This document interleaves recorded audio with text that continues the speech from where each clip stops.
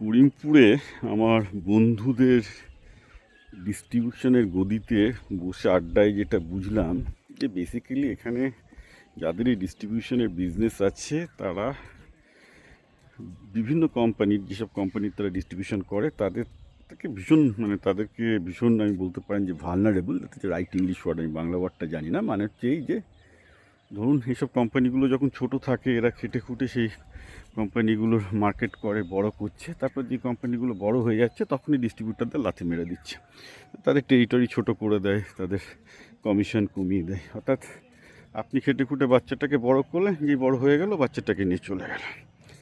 তো ব্যাপারটা হচ্ছে এটা পৃথিবীতে সব জায়গাতেই হয়, কিন্তু দুর্ভাগ্যজনকভাবে যেটা দেখছি যে এটা হওয়া সত্ত্বেও সাধারণত এর এগেনস্টে যে লিগাল রিকোর্স নেওয়া যায় বা কন্ট্রাক্ট নেগোসিয়েশন করতে হয়, সেগুলো করার মতো দক্ষতা এদের নেই। মানে আমাদের করিমপুরে যারা ডিস্ট্রিবিউটার বা এরকম মফস্বলের ডিস্ট্রিবিউটারদের নেই। তো ইংরেজি দেখলেই ভয় পেয়ে যাচ্ছে, একটা এত বড় কন্ট্রাক্ট দেবে, একটা লিগাল লেখা 40-50 পেজের কন্ট্রাক্ট, যা বলবে চুপ কান বুঝে সাইন করে দিচ্ছে ডিস্ট্রিবিউশনে। তো এইখানটায় এআই খুব কার্যকরী ভূমিকা নিতে পারত। এরা যদি একটু শিখতো, আজকে এআইয়ের জন্য ইংলিশও জানার দরকার হয় না, কন্ট্রাক্টও জানার দরকার হয় না। পাতি এআইকে যদি একটু 400 টাকার সাবস্ক্রিপশান নিত, ওই চ্যাটজিপিটির গ্রুপ, আর সাবস্ক্রিপশনও নিতে হবে না, জেমিনি একটু ইউজ করতে পারলে কন্ট্রাক্টটা আপলোড করে দাও, পিডিএফটা পড়ে তাকে বলতে হবে যে আমি এই ব্যাপারে এই কন্ট্রাক্টে আমার প্রোটেকশান আছে কি না। সঙ্গে সঙ্গে ওরা একদম লাইন বাই লাইন তুলে চ্যাটজিপিটি বা জেমিনি দেখিয়ে দেবে যে এই জায়গায় এই ক্লজে তোমার প্রোটেকশান নেই।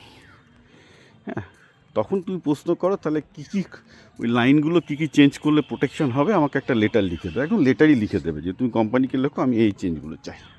সে কোম্পানি দেবে কি না সেটা পরের ব্যাপার, কিন্তু সবসময় ডিস্ট্রিবিউটারকে কোম্পানির সাথে নেগোশিয়েট করতে হয়। কারণ এরা বলে নাকি অল ইন্ডিয়াতে সব একই কন্ট্রাক্ট, না, এটা বুলশিট, কখনো হয় না।